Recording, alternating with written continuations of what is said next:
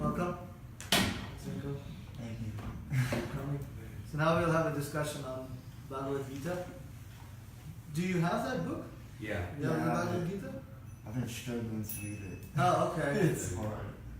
Hopefully this should help. This should help. This should help. We'll have a short discussion. There'll be a class for about 20 to 25 minutes. You just have Krishna, the kirtan before. So then we'll have a little question answer. Or if there are no questions, we'll do another short chanting like this, and then there'll be lunch. Yep.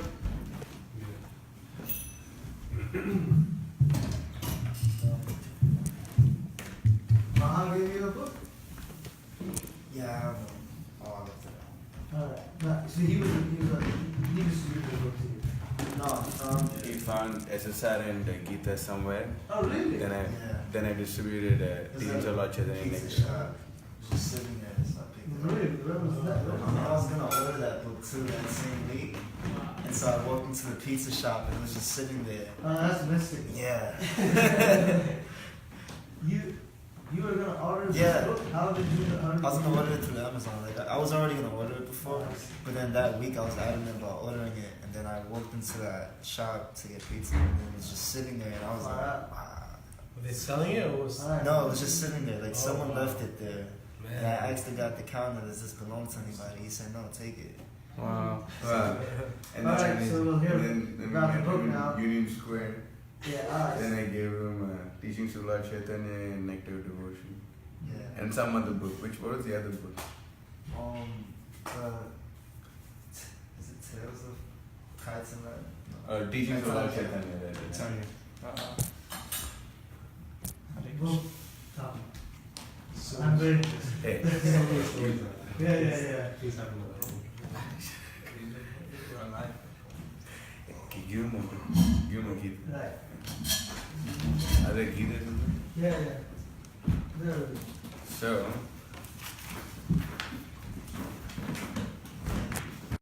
Good chanting. Huh? Okay.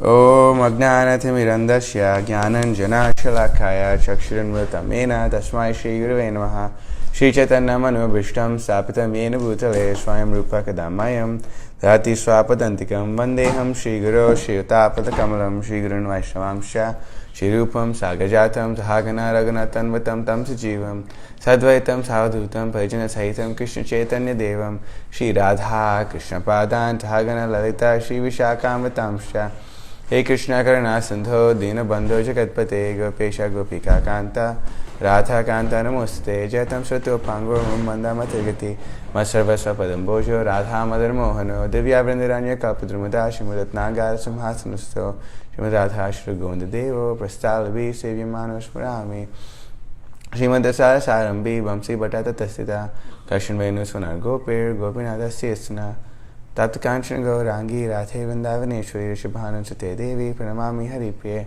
Vanchakalpatarubhyasya Kripasindhubhyeva cha Patitanam Pavanebhyo Vaishnavebhyo Namo Namaha Namo Vishnupadaya Krishna Prasthaya Bhutale Srimade Bhaktivikasa Swamniti Namine Namo Vishnupadaya Krishna Prasthaya Bhutale Srimade Bhaktivedanta Swamniti Namine Namaste Saraswati Devi Gauravani Pracharine Vishesha Shunyavadi Paschati Desahine Mukam Kati Ashram Pagumangati Girim Yat Kripatamaham Vande Shri Gurum Dinataranam. I offer my respectful obeisance to my spiritual master, deliverer of the most fallen souls, whose mercy enables the lame to cross mountains and enables the dumb to become eloquent speakers. So, we just started the Bhagavad-gita last Sunday. We started doing the Bhagavad-gita classes. So, last week we read chapter 1, verse 1. So, we're going to be reading chapter 1, verse number 2. So now what we're going to do is we're going to chant the Sanskrit, and devotees, people are going to repeat 3 times, and then we're going to get into reading the translation, the purport, and the explanation for it. Sanjaya Vacha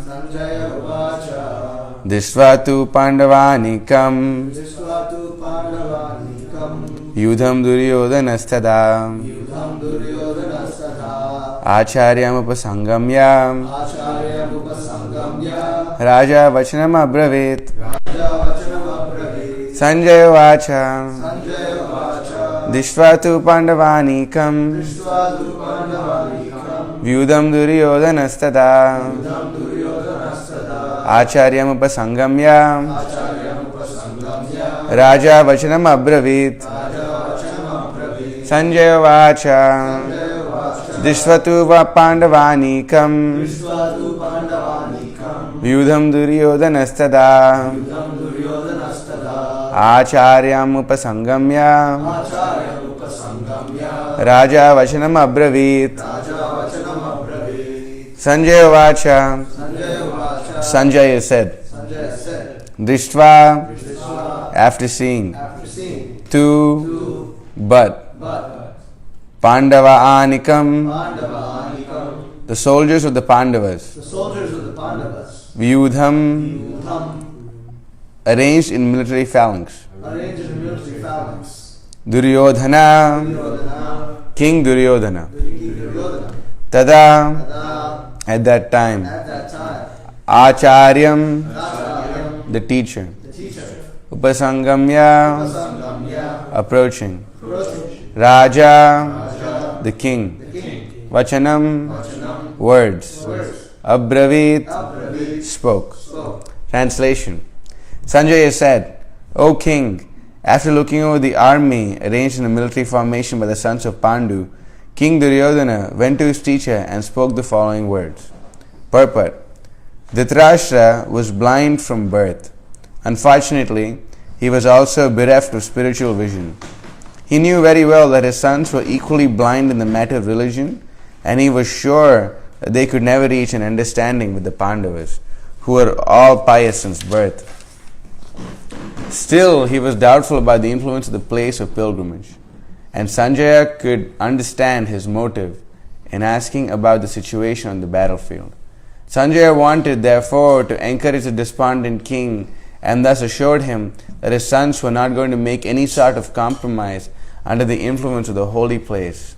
Sanjaya therefore informed the king that his son Duryodhana, after seeing the military force of the Pandavas, at once went to the commander-in-chief Drona Acharya to inform him of the real position.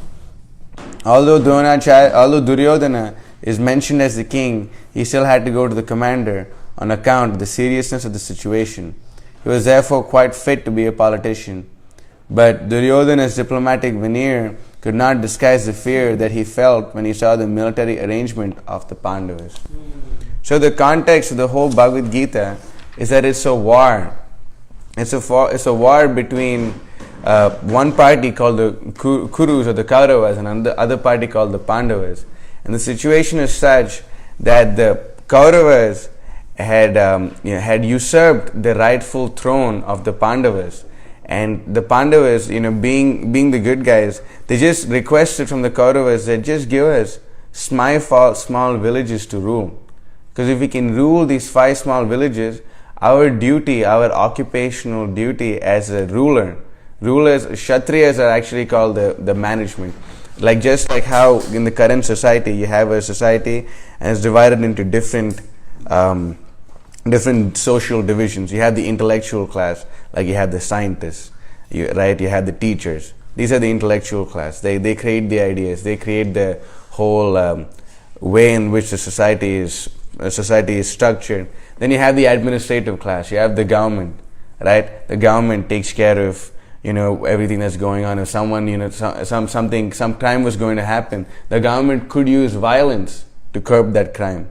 And this violence is much appreciated by people. And then you have the third class, the businessman class, right? You see Apple, Whole Foods, so many, etc., etc. All these corporations, they have business classes. And the fourth class are the Shudra class, or the worker class, where the people just have to go and get a job. It's like considered to be like you're dependent upon someone else. So this situation is right now that's been spoken about is a conversation that's about to happen. This conversation that's happening right before a war, and this war that's going to take place is one of the most important wars that took place, so much so that the Bhagavad-gita was spoken right in the middle of the war. And this was spoken in a holy place called Kurukshetra. That's the whole area where the battle is taking place, Kurukshetra. And this place is considered to be a holy place. And usually what happens under the influence of a holy place is that, even if two people are fighting, when they come to a holy place, a truce or a peace treaty is what usually happens. So the context of the situation, if you read the first verse, you can flip and see it if you like. Dhritarashtra said, "O Sanjaya, after my sons and the sons of Pandu assembled in the place of pilgrimage at Kurukshetra desiring to fight, what did they do?" It's like asking someone, so you went into the barber shop to get a haircut, what did you do? You went into the barber shop to get a haircut, you get a haircut, right? So similarly, when people go to fight in a battlefield, what do? They fight. So, but why was this question asked?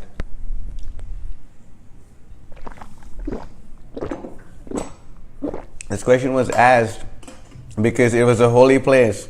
But then, because like it said, Dhritarashtra is the king of the bad side, of the evil side, Kauravas. And he was blind from birth, and unfortunately he was also bereft of spiritual vision.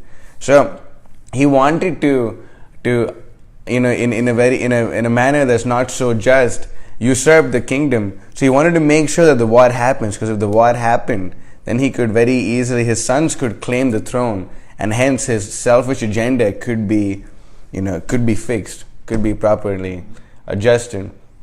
So that's why that's the whole question, that's the whole context that's being asked. So here we can see that if you look at the translation, the word king is used twice, and one time the king is referred to Dhritarashtra, another time the king is referred to as Duryodhana. So the reason that Sanjaya, the speaker, is saying, "O king," to Dhritarashtra is because he wanted Dhritarashtra to feel like you're still in control, you're still the king. Don't worry about it. You're still under control. And the reason he says King Duryodhana is because he wanted to encourage Dhritarashtra to somehow listen. Because in the end of the Bhagavad-gita, if you go all the way to the back of the book and you read the last verse of the Bhagavad-gita, it says this. You can flip all the way in the back, and you'll find this verse. Verse number 78 of the Bhagavad-gita's 18th chapter. It says, "Yatra Yogeshwara Krishno, Yatra Partho Dhanurdhara, Tatra Shir Vijayo Bhutir, Dhruva Nitir Matir Mama."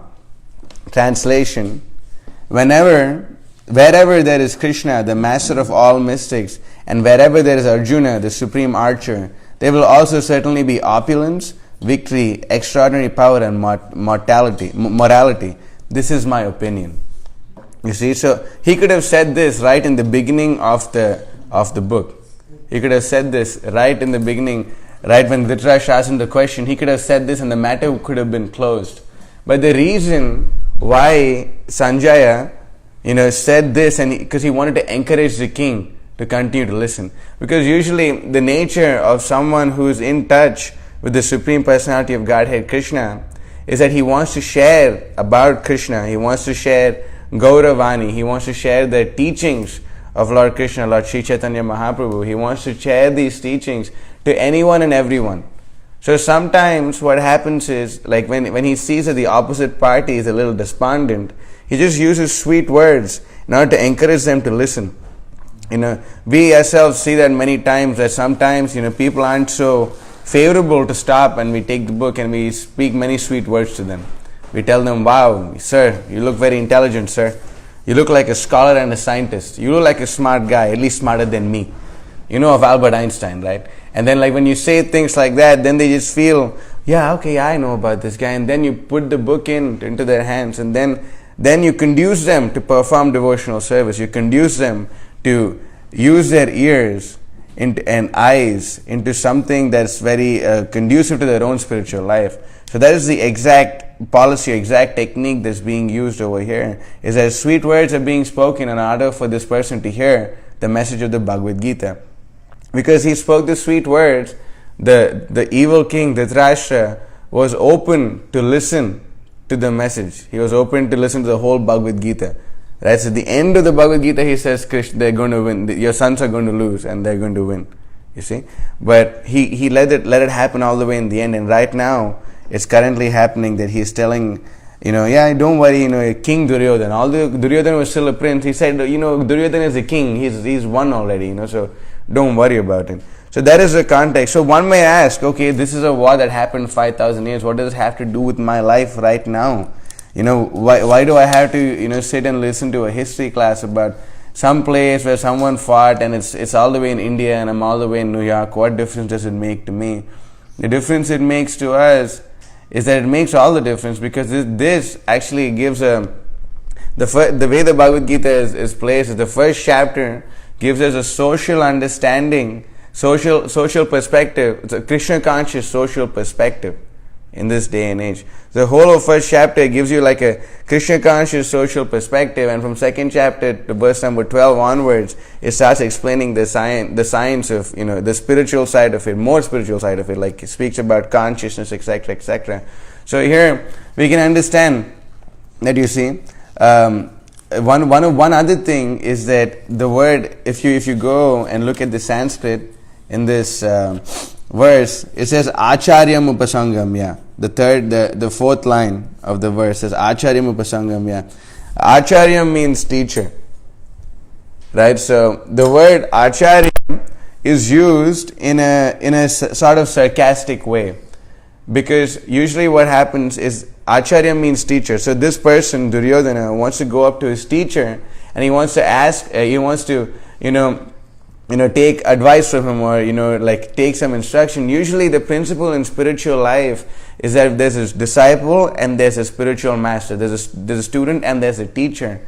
And that the relationship between the student and the teacher is that the student is extremely submissive and the teacher is the ultimate authority. If the teacher tells you to do something, the teacher tells you to do something, the duty of the disciple is to carry out that order on all costs. We sing a famous song every morning called Guru Vandana. In that there's a line called Guru Mukha Padma Vakya Chittete Koriya Akya Arna Koriyo Mane Ash, which means that the words emanating from the lotus mouth of the spiritual master is meant to be made one with the heart.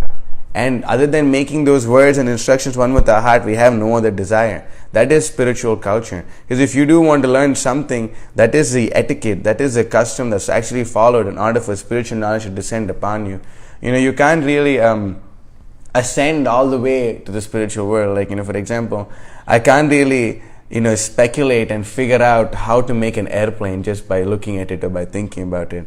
It's going to take me someone to teach me. I'm going to need some books. I'm going to need some training. I need some education. And the more I realize that I don't know anything about making an airplane, and the person who's a professor knows how to make this airplane, the more I realize that relationship, the more humble I become, the easier it'll be for the person to pass on this knowledge. For example, if anyone wants to play any instrument, right? So usually, if you want to learn to play the guitar, let's say, there's one person who wants to learn, another person also wants to learn, but one person has no experience in playing the guitar and the other person has somewhat sort of an experience in playing the guitar. So when they go up to the teacher, usually what happens is it's easier to teach the guy who doesn't know anything than to teach the guy who sort of knows something, because you have to make him unlearn all the nonsense that he's learned and actually teach him in the proper line. You see? So that's the whole mood, because the guy who knows something, he feels like, oh yeah, I know this already, I can do this, I can do that. But usually the teacher, especially in classical Indian music, like mridanga, we play the drum, it's called the mridanga. When we play this drum, the teacher is not going to teach you not going to go to the next lesson until you got the basics down properly. So in order for this knowledge to be transferred, a certain amount of humility, a certain amount of submissiveness is required.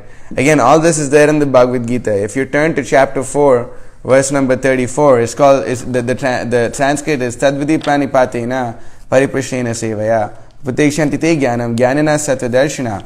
The translation is as follows. It says, just try to learn the truth by approaching a spiritual master. Inquire from him submissively and render service unto him. The self-realized souls can impart knowledge unto you because they have seen the truth.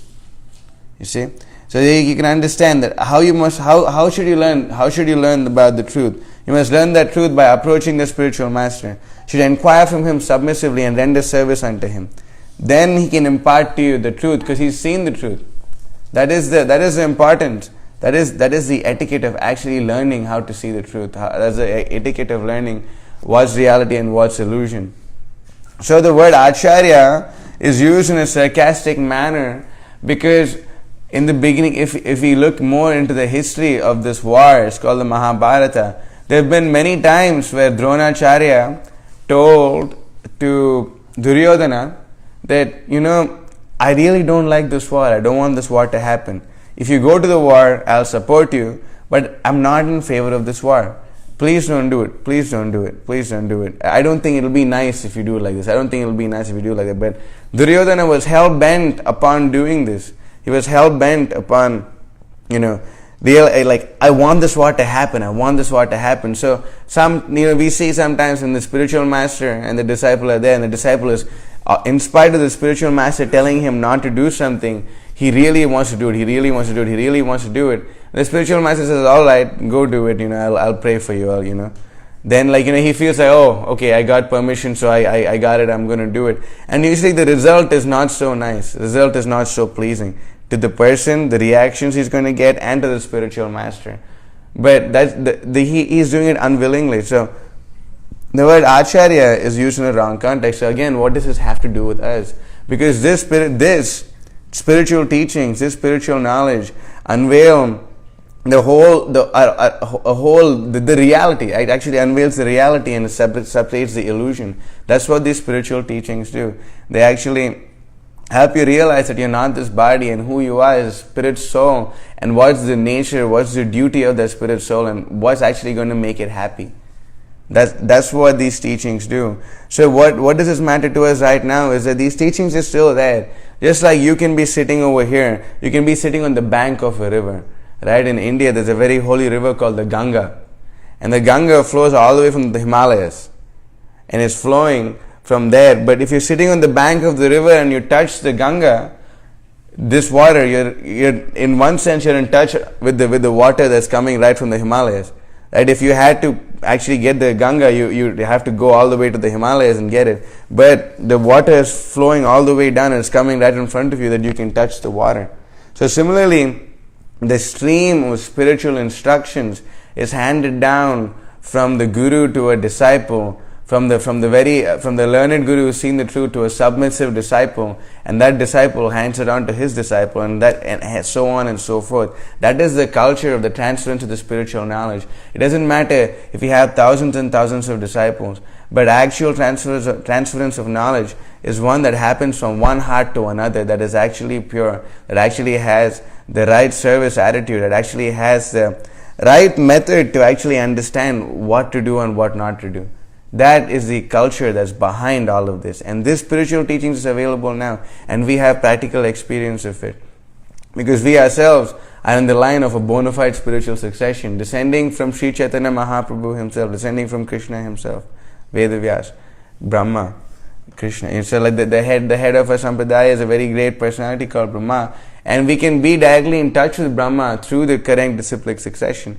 And the same effect that could be had then can be had now. If a recipe is written to make a pizza, that recipe may be written 5,000 years ago. But if you have the person who's learned from the cook and the recipe is handed down, used to follow the same steps, and the same pizza will be had and the same result will be had. So similarly, teachings of the Bhagavad-gita are like that if they're handed down properly in the bona fide disciplic succession, we will be able to accept it, and we will be able to apply it. And not only will we be able to apply it, we can teach others how to apply it, because we're simply hearing the message as it is, and we're repeating the message as it is. So that is what it has to do in this current scenario. And then another thing that's important here is, they say King Duryodhana, that's the name of this person, but Duryodhana also means evil-minded person. So evil-minded. Duryodhana is an evil-minded person because he wanted to do evil-minded things. And we can see that is the nature of evil-minded people. You see, although what Duryodhana did, because he knew Dronacharya wasn't in favor of the battle, he felt like, I have to like, just somehow or other, make this person feel good about himself, right? So you can see over here in the last 2 lines of the paragraph, he says, although Duryodhana is mentioned as the king, he still had to go to the commander-in-chief on account of his seriousness. He was therefore quite fit to be a politician.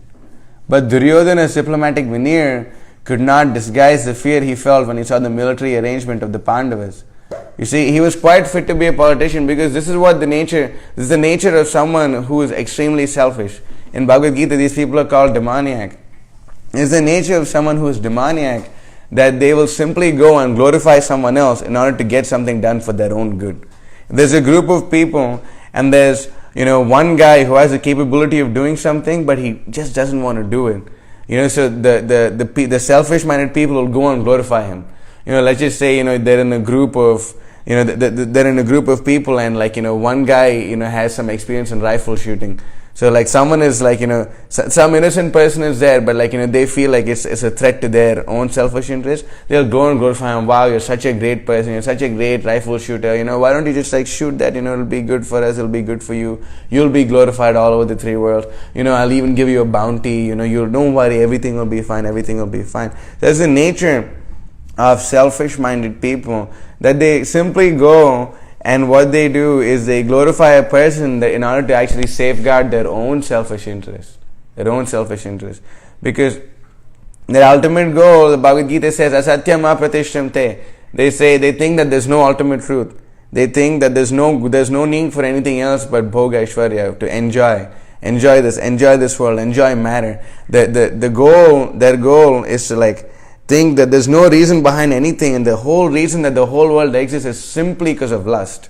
That is the theory that's promoted in different ways, shapes, or forms. That's actually what the demons, the atheists, they want to promote this sort of an understanding because they want people to think this life, this moment is all you have, enjoyment is all you can have, and while you're here, enjoy, exploit at the cost of all others. Doesn't matter. Beg, borrow, steal. It doesn't matter.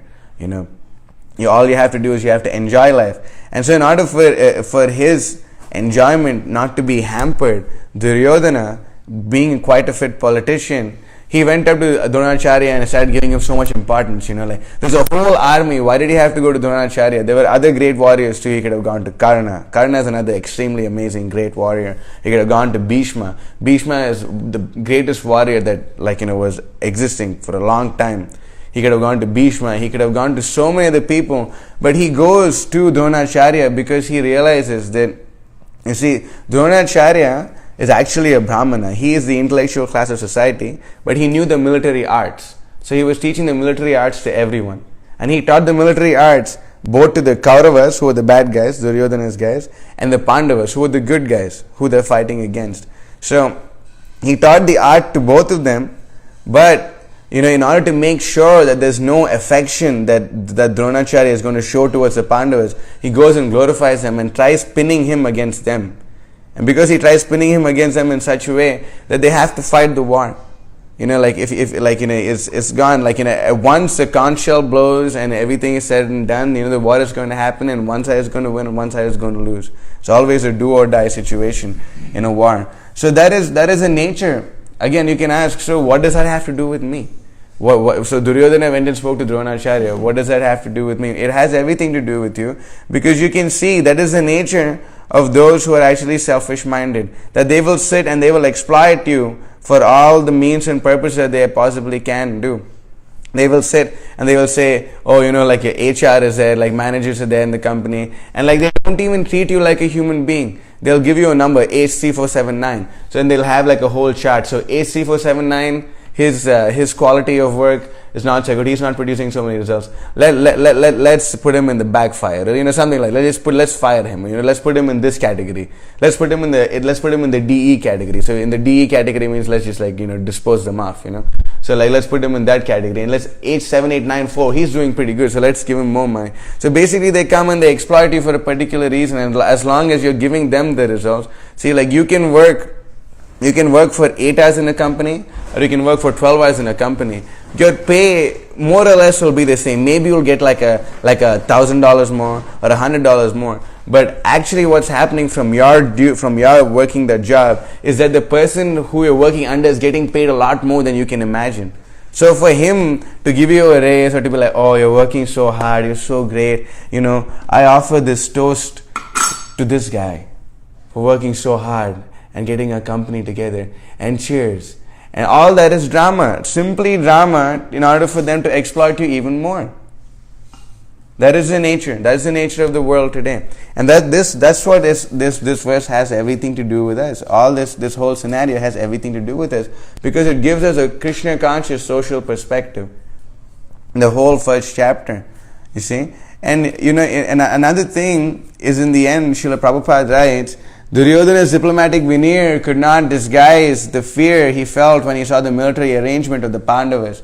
That you can see that these guys, Duryodhana was shocked, because if you read the Mahabharata, or if you hear the Mahabharata, you'll see that this thing has been, the plot that they performed, they rid the Pandavas of all their wealth, of their kingdom, of their influence. They rid them of everything else. But still, when Duryodhana went and saw they had so many armies assembled, he couldn't understand how they got so many people. But see, the main missing factor is this, that Duryodhana couldn't, with the tiny measuring stick of his intellect, he couldn't really realize that Krishna was on the side of the Pandavas. If we add Krishna to our life, if we have Krishna on our side, nothing can actually harm us. Kaunteya pratijanahi name bhakta pranashiti. That you declare it boldly. Krishna says, the Supreme Personality of Godhead, Krishna, our divine source, he says, Kaunteya pratijanahi name bhakta pranashiti. That you declare it boldly, Arjuna, that whoever takes shelter with me, they will not be perished. You see? So even if we read the Mahabharata more, we'll understand that Krishna, he didn't want to get involved in the family battle, because this is a family battle. That is a battle between two groups of brothers. So Krishna said, I don't really want to get involved because I know both of you guys. And so then what happened, he said, okay, so Krishna was lying down, and Arjuna was Krishna's friend, so he went and he was massaging Krishna's feet. And then, Duryodhana went and he was massaging Krishna's shoulders, or somewhere close to his head. So, Arjuna took the humbler route, and when Krishna opened his eyes, the first person he saw is Arjuna, because if your eyes, the first thing you see is who's in front of you, right? You don't usually turn like that. So, he saw Arjuna, so, he says, I'll give the first choice to Arjuna. You can either have me on one side, where I won't fight. I'll simply be like an advisor or a charioteer, or you can have my army. And Krishna's army is no joke. Krishna's army is the most amazing group of warriors that one could ever ask for. Krishna's army is so powerful. So he opened his eyes and he saw, Arjuna. So he said, because I saw Arjuna first, I'm going to give Arjuna the first choice. Arjuna, do you want me or do you want my army? And Arjuna said, Krishna, I want you. And Duryodhana was very happy. Wow, what a fool, Arjuna. He's just taking one guy where he could have the whole armies of millions and millions of soldiers and millions of weapons. He could have had all of this, but this bloody sentimental fool, he chose Krishna. And now I can have the whole army, and now victory is certainly mine. Victory is assured for me. That is the nature of demons, that they don't understand that, wherever there's Krishna, there'll be victory no matter what. So wherever the pure message of Krishna consciousness is spread, it may appear to be just a small group of men, but you can consider it to be like that of the Navy. You've heard of the Navy? Navy is the most prestigious, the prestigious part of the U.S. military, and their slogan is, a few good men. You see, so although others have other sides of the military, they find it hard to recruit men. There's always huge lines of men to join the Navy, because the Navy is so powerful and so prestigious. It's like the spear, and they're considered to be the tip of the spear. Anytime that the war is going on, it's like when the spear is put in someone's body or somewhere else, it is the first thing to go and the last thing to come out. So the Navy is similarly the first thing to go into a war and the last persons to come out. They're the strongest, they're the best. Like, so wherever the pure message of Krishna consciousness is being preached, it may not be so popular, it may not be so amazing, but the goal of what's given in the end is the topmost, is the highest, and we can actually have experience of it. And you can have experience of it right now, sitting, if you simply taste the pudding. You see, the proof of the pudding is in the tasting. So if you simply taste, if I told you this cup of water is sweet, how will you know it's sweet? By drinking it. So, we have the nectar of Krishna consciousness ready to offer to all young and women, and our offer is for all these young and women to use their human form of life to the greatest ability, to become the greatest thinkers, to become the greatest sages of the time, and to sacrifice their life for a higher goal, for the higher purpose, for their own self-realization, the self-realization of everyone else.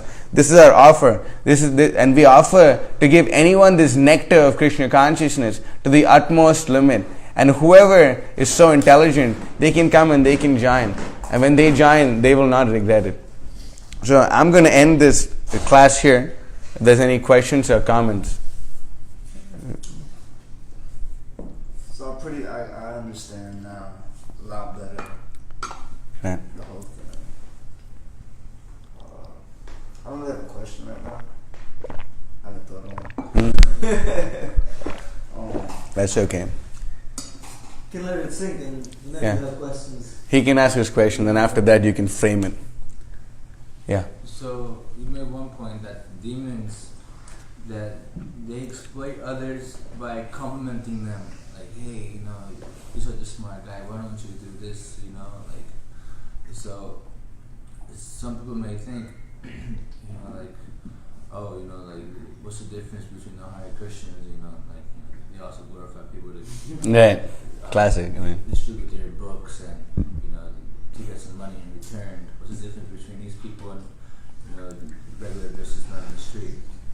Right. So the difference between us and regular businessmen on the street or regular salespeople on the street is that they're trying to exploit the other person. They're begging the other person to take something they don't need. Why do you need a new TV? Why do you need a new tire? Why do you need, this appliance and that appliance? And Kind of important. yeah, like, why? I mean, like, why do you need this stuff? Why do you need like the new Tide, or what's different from the old washing machine? Why do you need the brand new iPhone? I mean, like, you just have to make a phone call, bro. Like, that's why you need a phone. You don't need all these things, but they glorify you. They speak to you, give you something, to just exploit you, take your money, and instead of giving you liberation, they give you entanglement. But You deserve the best. yeah, because you deserve the best. But is it really? If they thought that they deserve the best, they wouldn't even be talking to you, because what they have to offer is entanglement into fruitive activities.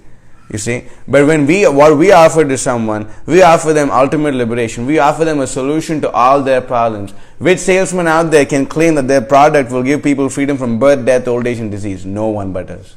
No one but us. So these tactics are actually all coming from Krishna, and we use these tactics in the service of Krishna. And that's the difference between us and them. One guy came up to me and asked me, what's the difference between you and other salesmen? I said, the product. He asked me that, what's the difference between you and that, Greenpeace guy and that, hey, hi, you have a minute to ask you a question? Quick question. Like, what's the difference? They do that to me. I'm like, hey man, nobody got time. It's the intention behind it. Exactly. So they asked me, what's the difference between you and these people? I said, our product. Why don't you try the product out? How much? $5. Sure. Another point is that we don't earn anything. Yeah, it's true. Okay, so say he distributed a book to someone. Say Mahai distributed a book to someone. How much did his bank balance increase? He doesn't even have. I don't even have a bank balance. He doesn't even have a bank balance. So he's not doing anything. It's the profits of this book distribution goes in making sure that more books go out, and profits go in inviting people like this, and then sharing and talking and explaining more Krishna consciousness and feeding amazing prasadam, to feeding great feast. food, sanctified food to everyone. So there's a big difference. Yeah, like it's not like I get a cut. Like, okay, you guys, give me $50 for Saptarishi, I get a $10 cut. And like for every guy that comes, I get like $100 in my bank. It's not like I absolutely have nothing to do. I probably like sleep lesser than all those karmis. Like, it's so much different. Chanchal knows what I'm talking about. So another point I had in mind is that this point about approaching the spiritual master. So when people have material motives, when their motives are not sincere, then their approaching the spiritual master is just a farce. It's done out of a social etiquette. It's done for social prestige. They don't approach the spiritual master with an intention to actually solve their problems. They just want to increase their material opulence. So they don't approach the spiritual master, they don't ask them, who am I? What is the purpose of me being born? Why is there so much suffering in this world? Or who is the Supreme who has created everything, and what is our duty in this life? How can I escape from the cycle of birth and death? They don't ask these sincere questions. They go up to a spiritual person and ask them, how can I make more money? Come on, look at my horoscope. Look at my hand. Look at these lines. What's wrong with these lines? Look at this, look at that. So mystical powers. How can I be more successful? How can I be more successful? Now what can I do to manage my time better?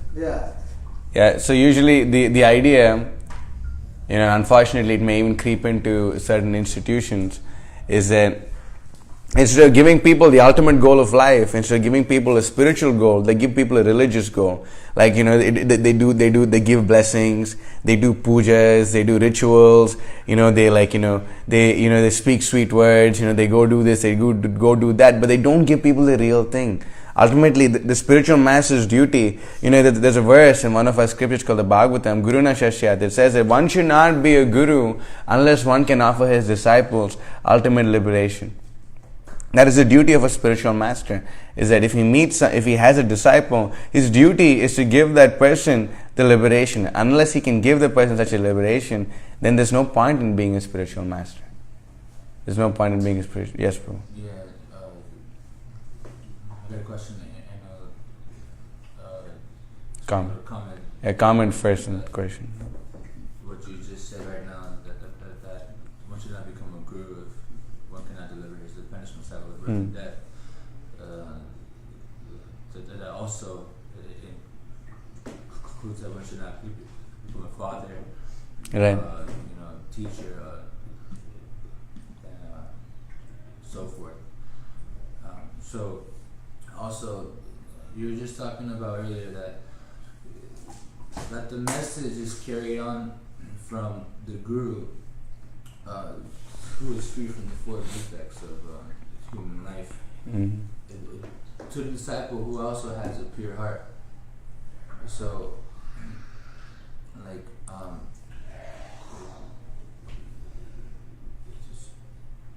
what hope do we have that the message can be actually understood by us? The hope we have is that we simply follow the process as it is. That's our only hope. There's nothing else that we can do. Like we're Kali Yuga rejects. We have no qualification. Absolutely not. Low birth, horrible past life, nothing. Our only hope is to simply stick to the path given down by the spiritual teachers. Yashinvatam rasagnanam svadu svadu pade pade.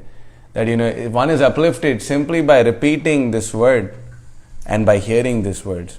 So if we simply repeat and hear the message as it is, Prabhupada gave us a Bhagavad-gita as it is, not as it was or as it will be or as it should be. Prabhupada gave us a Bhagavad-gita as it is for a reason. That the message back then and the message right now is the same. The process back then and the process right now is the same.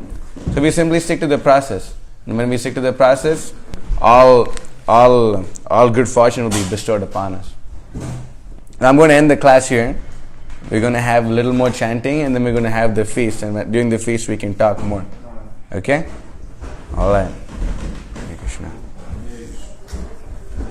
Granthrash Bhagavad-gita ki jai. Srimad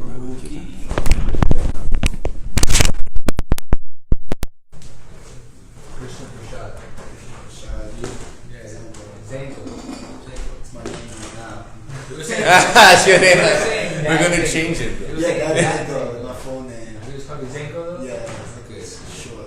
That's Zenko. Hare Krishna. Would you like to lead kirtan now, Prabhu? Would you like a kirtan? Jai. I don't know how many.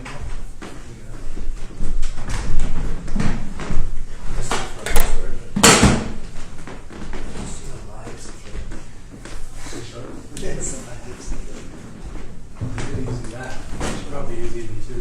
You're not used to sitting on the floor. No, that's close.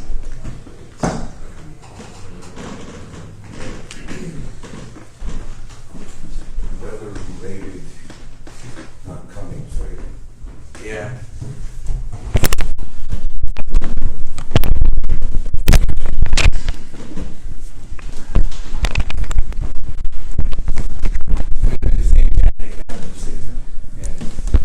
Same mantra. Same thing as it is. we go to 115. Yes, sir. We can, should I chant Prabhupada Pranam and You punch? already chanted if you feel like you want to chant. Oh, we already did.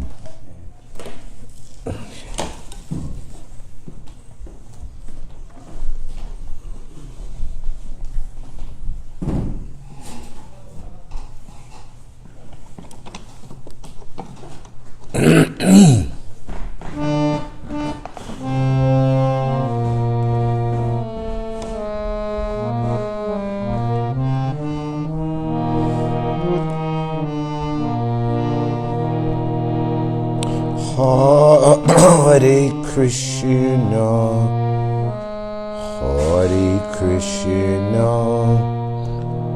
Krishna Krishna, Hare Hare, Hare Rama, Hare Rama. Once. Rama Rama, Hare Hare. Simple, standard.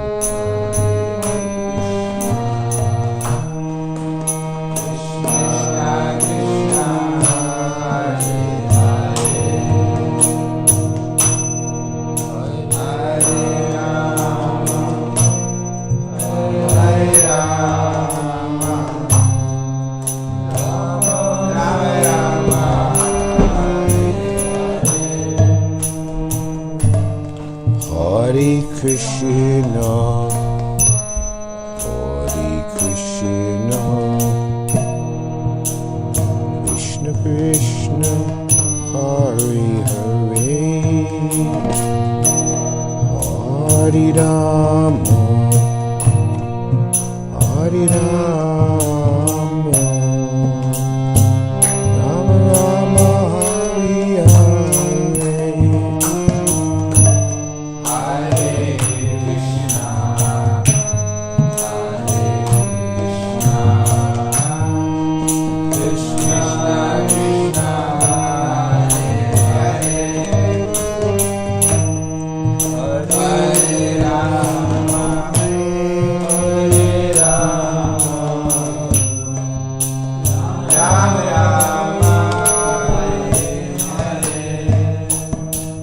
Hare Krishna, Hare Krishna, Krishna Krishna, Hare Hare,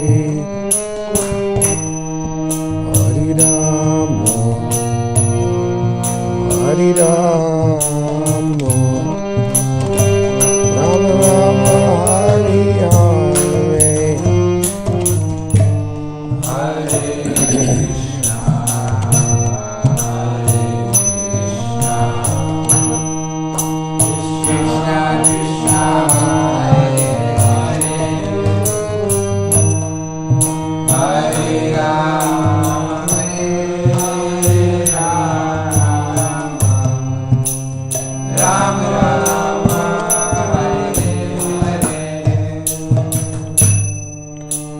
Krishna, Hare Krishna, Krishna Krishna, Hare Hare, Hare Rama, Hare Rama, Rama Rama, Hare Hare.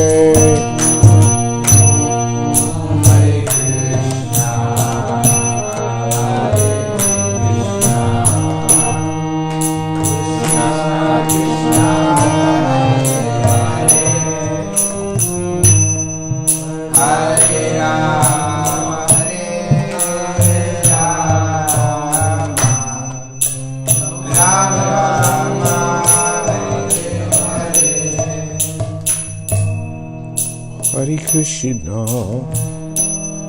Hare Krishna, Krishna Krishna, Hare Hare, Hare Rama, Hare Rama, Rama Rama, Hare Hare.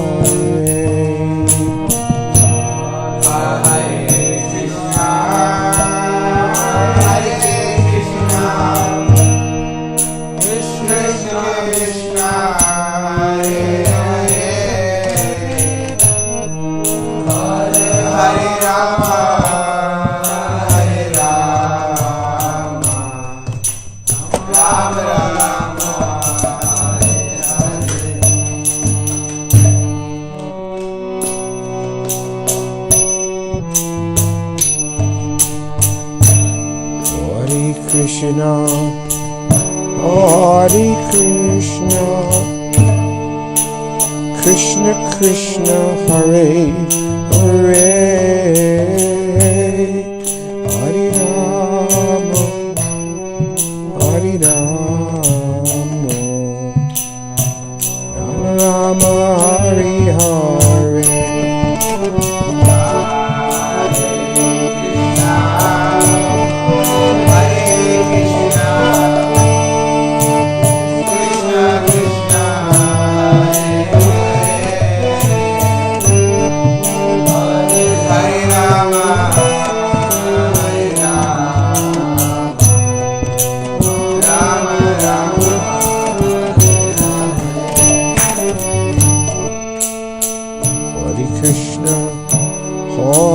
Krishna, Krishna Krishna, Hare Hare, Hare Rama, Hare Rama, Rama Rama, Hare Hare.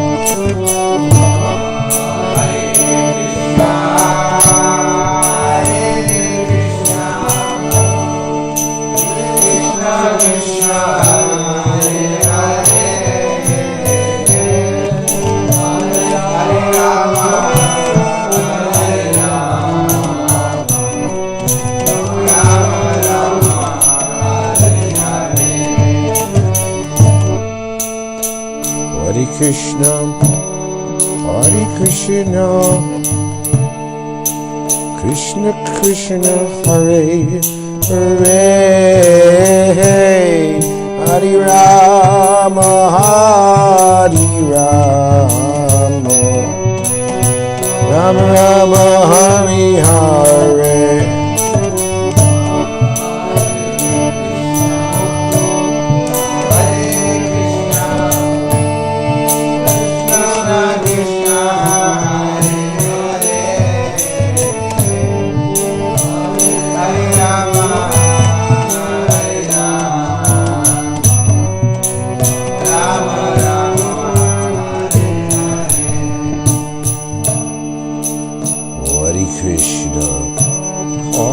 Krishna, Krishna Krishna, Hare Hare, Hare Rama, Hare Rama, Rama Rama, Hare Hare.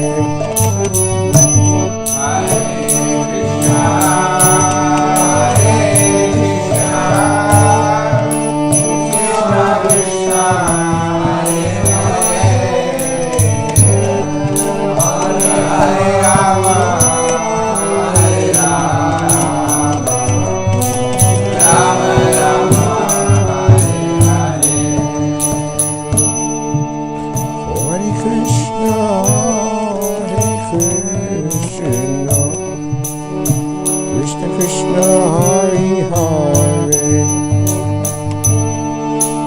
Rama, Hare Rama,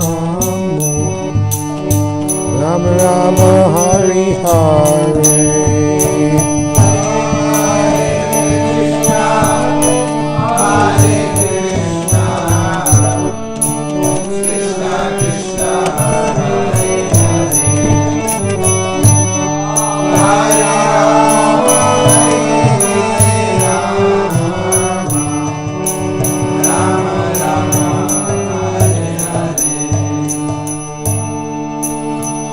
Krishna, Hare Krishna, Krishna Krishna, Hare Hare, Hare Rama, Hare Rama, Rama Rama, Hare Hare.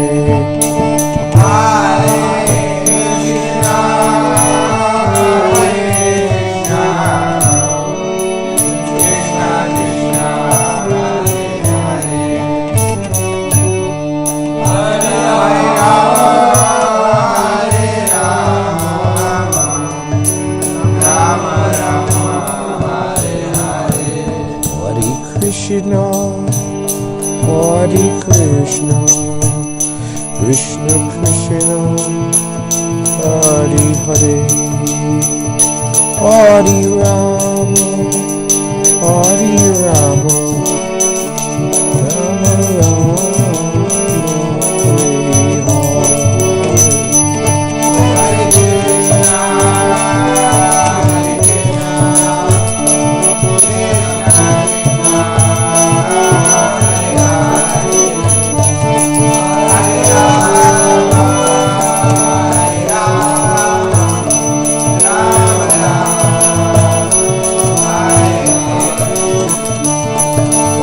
Krishna, Hare Krishna, Krishna Krishna, Hare Hare, Hare Rama, Hare Rama, Rama Rama, Hare Hare.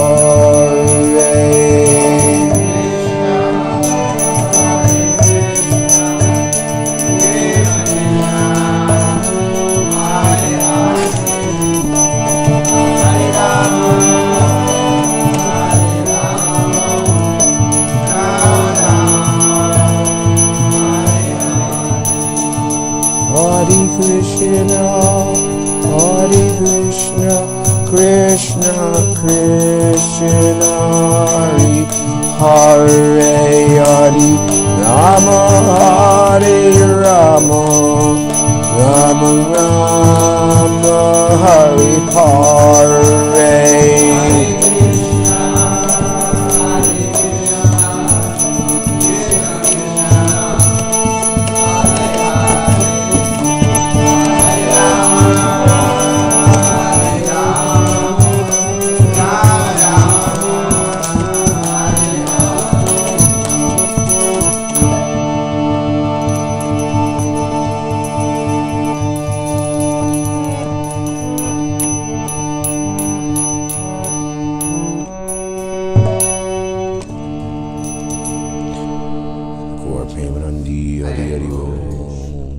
Hare Krishna.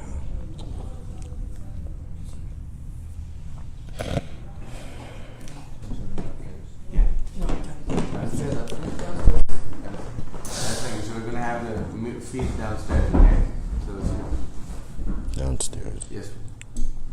You'll take care. We shall see.